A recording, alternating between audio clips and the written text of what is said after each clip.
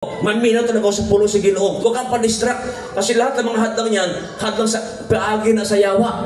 Pwede ka mutambong, mag-boyfriend, mag-girlfriend, awayan ka bigla ng boyfriend mo. Kung mutambong ka sa day, mag-away ta, magbulag ta. Asap, di siya magbulag. Ha? Kasi pag sino magbigay, bibigyan ka na Lord ng basta, best pang boyfriend. Amen. Kung hadlangan ka umatay sa gawain, hindi para sa iyo yan. Pagpayagan ka umatay sa gawain, ibig sabihin, talagang para kayo sa isa't isa. Amen po ba? O mga asawa naman, hadlangan kayo, i-rebuke nyo. Away from me, Satan, palayasin mo. Sabi ng asawa mo, huwag kang umatil sa day. Malayo doon, traffic, gano'n, i-rebuke mo. Sa pangalan ni Jesus, ikaw naman sa mga espiritu na lumulukob sa asawa ko, lumayas ka. Amen. Huwag mong riktahin. Ay, lalas sa pangalan ni Jesus. Pag lumayas yan, hilak na po ka. Specific natin. Kasi ang demonyo lumulukob sa tao yan, sa isipan ng tao, sa puso ng tao, sa buong katauhan. Kasi gusto niya guluhin tayo, distract tayo. Kasi ang ginagawa ng demonyo, manggulo talaga yun eh. Damo na gusto mong lumapit at paminaw sa pulo sa Ginoo, damo na hadlangan ka niya. Bakit? Kasi alam niya, once na ang tao po magkinig ng salita ng Diyos, ang tao ay makalaya. Pagpalain, pagalingin, maligtas at makamit ang buhay na walang hanggan. Amen. Yan ang gusto ng Diyos. Kaya demonyo naman, pinahatak tayo lagi sa baba, pinabababa tayo lagi. Hindi ka makuha na demonyo sa diplomatic. Hindi ka makuha. Kukunin ka yan saan? Sa kanyang style. Ano? Magbinuutan ko nung hay sa tubangan. Suktan ang kwendahan. Suktan kayo ko niya mo. Ihatag na ko naman tanan. Kalimutan. Kwarta. Tanan. Di ba sabi ng Biblia sa tatlo? Di ko sa'yo, sagutin mo, di ko sa'yo. Kung sinagot na, magtiwala si Inday, nabuntisan si Inday, ibiyaan si Inday, hilak-hilak, pakyas. Bakit? Ito, umandayan sa mga tambis na salita. Ang demonyo, para daw yung maamong tupa. Pag lumapit sa'yo, pa-cute-cute. Pag lumapit sa'yo pa, libre-libre. Kukunin yung loob mo. At magtiwala ka naman kasi ang bait-bait niya. Bait-bait niya. Alam nga man, makukuha ka ba ng demonyo kapag lumapit na may sungay sa'yo, pangit? O matatakbo ka, matatakot ka. O kaya ang ginawa niya, nag-upgrade na rin siya ngayon. Nag-upgrade siya, nagpagwapa ng pag-ayo, nagpagwapo ng pag-ayo. Ang approach niya, gentleman. Nakakatawa ito. Pero dapat wise tayo. Amen? Wise. Kasi guided ka ng Holy Spirit. Hindi bale, may mga ganyang bagay, huwag lang tayo patangay.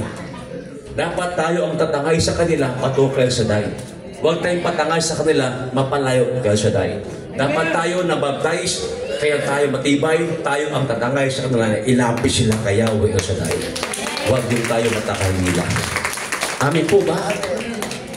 Sa kantong supo, hindi kasalanan ito, mga minamalang batid. No? Ito po yung naging kasalanan ng kapag ginarap mo ito.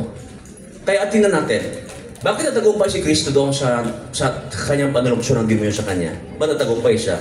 Dahil una, siya ay nag-fasting. Developing spiritual strength, including resisting temptation. Kasi Kristo po na-overcome niya. Diba? Kasi nag-fasting, prayer and fasting po siya. Kaya sabi dito, developing spiritual strength, including resisting temptation. Kaya hindi po natagumpay ang evil sa kanya. Amin po ba? Amen po ba? Amen. Kasi ang evil matindi, dumiskarte. Kaya maging wise tayo. Isa pang demonyo. Pag malungkot ka, nabrolema ka, ang sikip ng dibdib mo, nag-isip ka. Ano sabi niya? Huwag ka ng tali. Sabi mo dyan, magbigti ka. Paktay ka. Kung hindi ka baptize, minaw ka, ikaw, patay. Pero kung kaya lagi ba sa gawain ng Diyos, magtatagumpay ka. Kaya mahalaga talaga maminaw sa puro sa Ginoo. Para malaman natin mga technique at tactic ng evil kasi we are in the battlefield. As believers, as Christians, we are committed to a program of war. Spiritual battle tayo. Amen. At ang labanan dito, spiritual, hindi physical. Technique, tactic naman alam natin para ma-overcome natin. Amen po ba? Kasi sige lang ang dano natin. Aabot na hataas na mga topic. Amen po ba? Replace temptation through with God's way. Yeah. Ano pa sabi ng Word of God? Word of God. Hindi lamang tinapay, ang buhay ang tinapay. Kung nagipit ka ngayon, nahirapan ka ngayon, huwag kang malungkot. Ang sabi ng Lord, hindi lamang tayo nag-buhay sa tinapay. Amen po ba? Magpakatibay tayo. Amen po ba? And finally, sa Matthew chapter 6:13, ito, pray for God to help you. Pray for God to help us. Kasi siya lang po din mag-aahon sa atin, mag-guide sa atin. Amen? Na problema, pera, trabaho, ano man pangangailangan, yumukot manalangin. At si Lord ang bahala mag-take over sa buhay natin. Amen? Kaya congrats po kay Sister Pesa asa kay Brother Saul. Amen po ba? O, tama mo, mga pagsubok nila kasi ako nangangamusta. Kung sabi nangangamusta na kayo, kamusta kayo? Amen po ba?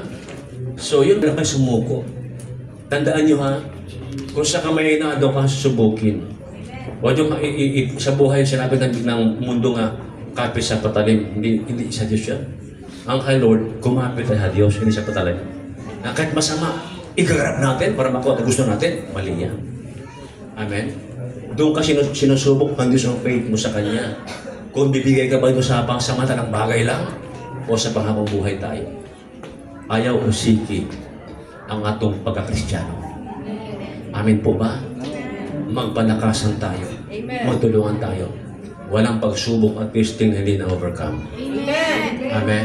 Amen. Ngayon, pag di mo kaya mag-isa ka lang, may kaibigan ka naman, kapatid ka naman, kasister ka naman, mapatulong ka sa panalangin, mag-binding kayo. Corporate prayer po yan. Amin po ba? So, ganun po. Nahirapan ka. Ang mga disciple, mapapanalangin ka sa mga disciple, mga preacher. May office. Amin po ba? Kapakyasan, katagumpayan, salamat sa Diyos kasi may purpose, may plano ang Diyos. Pinagtitibay ng Diyos ang ating pananampalataya sa Kanya. Amen! Para ma-ignite natin si Lord ang ating buhay sa ating Panginoon. Diyan kailangan dyan tayo ay magpatayo. Patayo lang. Trials, there is victory. Kaya may mapasubok, may biyaya.